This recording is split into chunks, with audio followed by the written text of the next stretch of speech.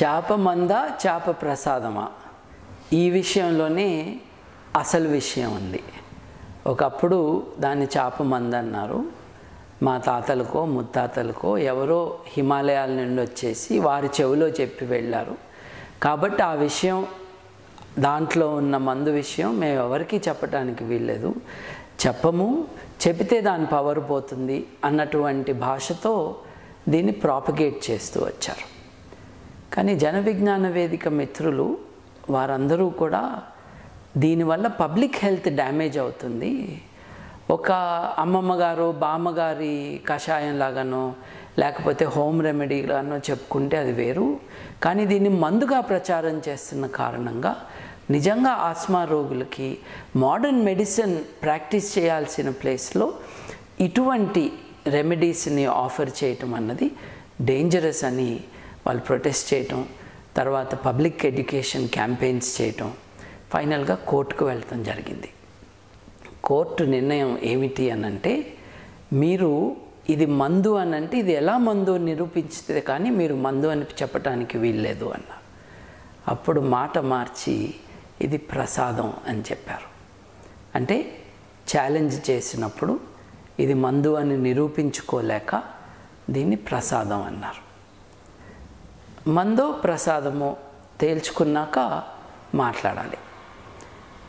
Clarity లేకుండా రెండు పదాలు వాడుతూ ఉంటే మళ్ళీ కోర్టుకు వెళ్ళినట్టు నాకు గుర్తు. జన విజ్ఞాన వేదిక తరపున వెళ్ళినప్పుడు జైలు శిక్ష విధిస్తాము అని కోర్టు చెప్పినాక స్టాండర్డైజ్గా ప్రసాదం అంటున్నారు. అంటే సైన్స్ నుండి మతం వైపుకు వెళ్ళింది. చేపతో మీ నోట్లో వేస్తున్న ఉబ్బసానికి ఒక రెస్పాన్స్ అన్నది దాంతోనే తేలిపోయింది ఇది మతం, ఇది సైన్స్ కాదు అని.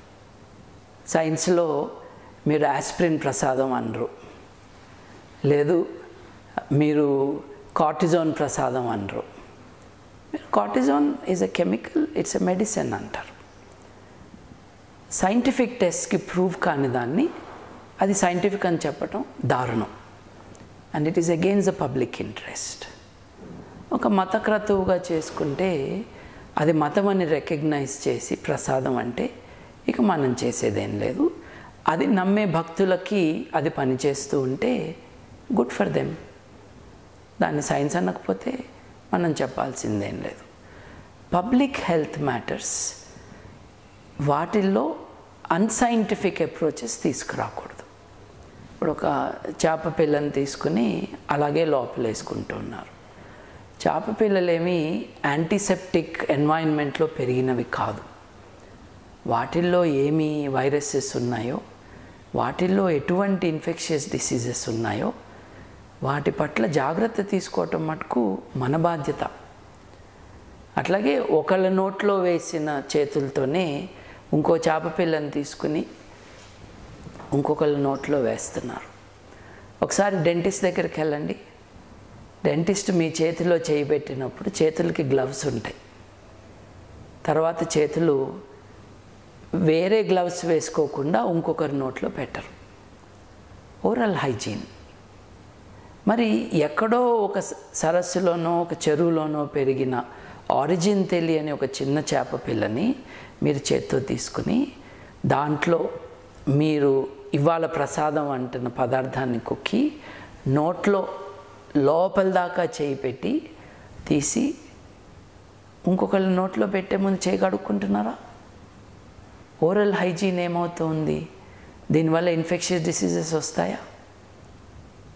ఎవరికి వాళ్ళు ఆలోచించుకోవాలి. అది మటుకు సైన్స్ కాదు. ఇదివరకు 5 లక్షలు 6 లక్షల మంది వచ్చే ఆ సందడి ఇవాళ 20,000 30,000కి దిగిపోయింది. ఎందుకంటే సమాచారం అందని వారే ఇవాళ ఇక్కడికి వస్తున్నారు. తెలుగు వారి కంటే తెలుగు రాని వాళ్ళే ఎక్కువ మంది వస్తున్నారు అని అంటే దాని అర్థం ఏంటంటే దీని గురించి సమాచారం తెలియని వాళ్ళే వస్తున్నారని. ఎవరి ఆరోగ్యం వారి బాధ్యతే. ఆరోగ్యం బాగోకపోతే ఎటువంటి మందు తీసుకోవాలి, ఏ ప్రసాదం తినాలి అన్నది రోగి యొక్క హక్కు. దాంట్లో ఇంటర్ఫియర్ కాకుండా మందుకి ప్రసాదానికి తేడా మళ్ళీ గుర్తు తెచ్చుకోండి అని చెప్పటం వరకే సైన్స్ ప్రచారకులు చేయగలిగింది. Telugu popular channel, Telugu popular TV Telugu popular టీవీని యూట్యూబ్లో సబ్స్క్రైబ్ చేయండి.